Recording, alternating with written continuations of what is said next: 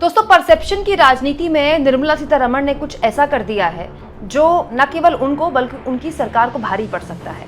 वित्त मंत्री निर्मला सीतारमण ने राहुल गांधी के लोकसभा में भाषण के दौरान अपना चेहरा छुपाया। वो हंस रही थी, वो अपना सर पीट रही थी, उनका मजाक उड़ा रही थी। लेकिन इस बीच कुछ ऐसा हुआ जो न केवल उनको बल्कि उनकी पूरी की पूरी सरकार को भारी पड़ सकता है।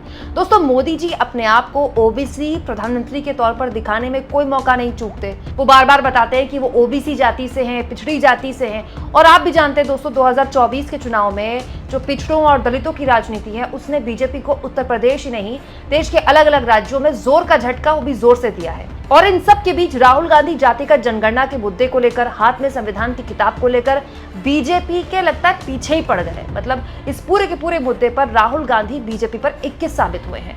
हुआ ये दोस्तों, कल राहुल गांधी जब संसद में बात कर रहे थे, लगातार बोल रहे थे और जातिगत जनगणना पर बोल रहे थे, तो निर्मला सीतारमण ने अपना चेहरा छुपा लिया, अपना सर पीटने लगी, मुस्कुरा रही थी। इस पर राहुल गांधी ने उनको कुछ इस तरह से जवाब दिया। मैं चाहता था कि बजट में जाति जनगणना की बात उठे, जो पूरा देश चाहता है। 90% हिंदुस्तान जाति, 95% जाति जनगणना चाहता है। कौन चाहते हैं? दलित चाहते हैं, आदिवासी चाहते हैं, पिछड़ा वर्ग चाहता है, गरीब जनरल कास्ट के लोग चाहते हैं, माइनॉरिटी चाहते हैं, सब चाहते हैं। क्योंकि सब लोगों को यह पता लगाना है कि हमारी भागीदारी कितनी है, हमारी हिस्सेदारी कितनी है।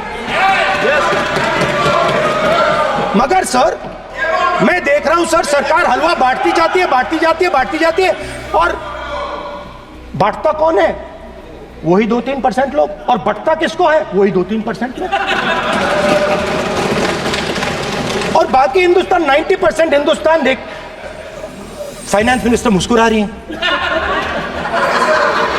कमाल की बात है। ये हंसने की चीज नहीं है मैडम, ये हंसने की बात नहीं है। ये जाति जनगणना है, ये जाति जनगणना है। इससे देश बदल जाएगा। दोस्तों, निर्मला सीतारमण को जवाब देने के बाद राहुल गांधी ने अपने सोशल मीडिया प्लेटफॉर्म में भी निर्मला सीतारमण की इस तरह की तस्वीर शेयर करते हुए, जिसमें वो अपना चेहरा छुपा रही है, उसको शेयर करते हुए लिखा, आज संसद में जब मैंने जातिगत जनगणना की बात उठाई तो वित्त मंत्री ने हंसकर इस गंभीर विषय का उपहास किया। देश के 90% आबादी के जीवन से जुड़े सबसे महत्वपूर्ण मुद्दे पर ऐसी उपेक्षापूर्ण प्रतिक्रिया ने भाजपा की मंशा, मानसिकता और नियत से पर्दा हटा दिया है। मैं भाजपा को बता देना चाहता हूं कि हम हर कीमत पर जातिगत जनगणना को हकीकत बनाकर वंचितों को न्याय दिलाएंगे। इंडिया देश का एक्सरे सामने लाकर रहेगा। दोस्तों, अब राहुल गांधी के इस पोस्ट में जरा आप नजर डालिए।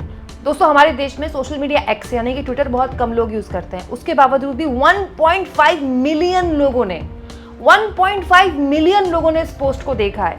इसके अलावा 5.3K यानी कि 5,500 लोगों ने इस पर कमेंट किया है, 13,000 लोगों ने इसको रिट्वीट किया है, आगे बढ़ाया है और 45,000 लोगों ने इसको लाइक किया है। मतलब आप देखिए कितने बड़े स्तर पर ये फैल गया, ये बात, राहुल गांधी की कही हुई बात।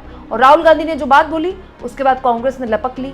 कांग्रेस पार्टी की प्रवक्ता रागिनी नायक, उन्होंने भी निर्मला सीतारमण का यूं चेहरा छुपाना, उस पर आपत्ति जाहिर करते हुए कहा, लगता था कि मैं प्याज नहीं खाती, इससे बड़ी निर्लजता क्या होगी। निर्मला सीतारमण ने बेशर्मी की इंतहा का एक और जीता जागता नमूना दिखा दिया। राहुल गांधी ने जब देश का बजट बनाने वाले 20 अफसरों में SC, ST, OBC के प्रतिनिधित्व पर सवाल उठा रहे थे, तब देश के वित्त मंत्री को हंसी आ रही थी। अब दोस्तों, निर्मला सीतारमण हंस रही थी राहुल गांधी बजट पर जब बोल रहे थे इस मुद्दे पर।